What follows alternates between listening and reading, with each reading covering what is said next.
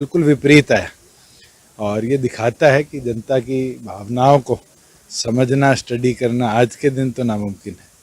जिस तरह जेजेपी द्वारा दावा किया जा रहा था कि 20 सीटों राजस्थान के विधानसभा चुनाव में डिप्टी सीएम दुष्यंत चौटाला ने कई सारे दावों और कई सारे वादों के साथ एंट्री ली थी, लेकिन चुनावी परिणाम उनके दावों, उनके वादों के बिल्कुल उलट नजर आया।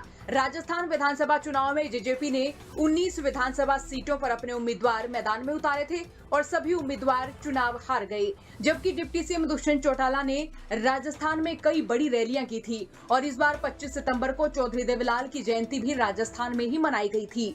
चौधरी देवीलाल की छवि हो या फिर अजय चौटाला के राजस्थान से चुनावी ताल्लुक की बात हो, न कोई दावा, न कोई वादा और न ही कोई इमोशनल कार्ड काम आया। जेजेपी के चुनावी प्रचार के लिए बॉलीवुड सिंगर हनी सिंह, पंजाबी सिंगर अल्फाज, गगन कोकरी, कमल खान, गिरी कमन, हरियाणवी सिंगर गुलजार, एमडी देसी रॉकस्टार भी पहुंचे थे, लेकिन राजस्थान की जनता के सामने इनका भी जादू नहीं चल सका। कह सकते हैं कि जेजेपी के खराब प्रदर्शन का असर अब सूबे के गठबंधन पर भी पड़ सकता है। जिस तरह से बीजेपी ने छत्तीसगढ़, राजस्थान और मध्य प्रदेश में जीत हासिल की है, उससे ये तो साफ हो गया है कि हरियाणा में भी बीजेपी को किसी सहारे की जरूरत नहीं पड़ेगी। चुनाव लड़ेंगे और कुछ हम 19 पर लड़े और अच्छा चुनाव लड़े। हमारे पास जहाँ एक कार्यकर्ता या बूथ का एजेंट नहीं था, आज हम 60,000 वोट लेके आए हैं और ये तो शुरुआत है। अगर पेड़ लगाना है तो बीज से शुरुआत होगी और मुझे लगता है कि वो शुरुआत जरूर हो चुकी कि आज जननायक जनता पार्टी 13 जिलों के अंदर कहीं ना कहीं राजस्थान में अपनी स्थापना कर चुकी है। हालांकि पूर्व केंद्रीय मंत्री चौधरी बीरेंद्र सिंह तो पहले ही बीजेपी जेजेपी गठबंधन का विरोध कर रहे हैं, तो इसके अलावा हरियाणा बीजेपी के ज्यादातर नेता गठबंधन के पक्ष में नहीं नजर आए। अब ये नेता गठबंधन का सहारा लेने से किनारा करते नजर आ सकते हैं। दुष्यंत चौटाला कई बार कह चुके हैं कि इस बार राजस्थान विधानसभा का ताला जेजेपी की चाबी से ही खुलेगा, लेकिन ऐसा नहीं हो पाया। जिस तरह राजस्थान, छत्तीसगढ़ और मध्य प्रदेश में बीजेपी को जीत मिली है, उससे ये तो साफ हो गया है कि हरियाणा में भी बीजेपी अब एकला चलो की नीति पर चुनाव लड़ सकती है।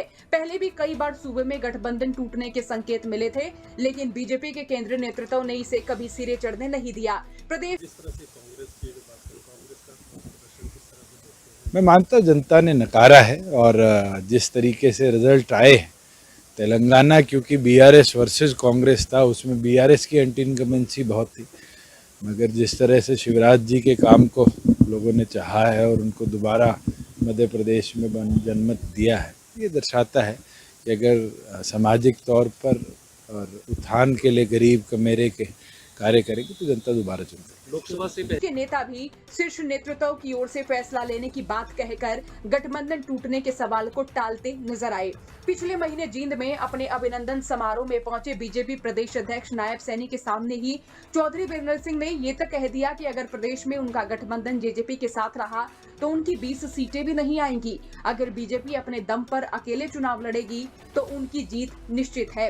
चौधरी बीरेंद्र सिंह तो बीजेपी को ये तक अल्टीमेटम दे चुके हैं कि अगर बीजेपी जेजेपी के साथ चुनावी गठबंधन रखती है तो वो बीजेपी छोड़ने पर मजबूर हो जाएंगे।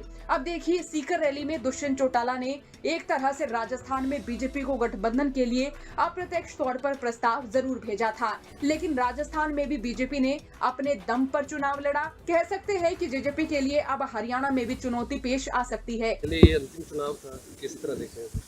मानता हूँ ये तो ट्रेलर था और ट्रेलर में भारतीय जनता पार्टी सक्सेसफुल रही। एक लगातार कांग्रेस चालू करो रैली कर रही है, सिरसा में भी 24 तारीख को रैली है, सरकार के खिलाफ निशाना। मुझे लगता है कांग्रेसियों को जनता का आक्रोश जो उनकी एग्जिस्टिंग सरकार राजस्थान के विरुद्ध में या कांग्रेस की छत्तीसगढ़ की सरकार के विरुद्ध में जो नतीजे आए हैं, कहीं ना कहीं उससे समझ लेना चाहिए कि जनता का आक्रोश अभी भी कांग्रेस के विरुद्ध।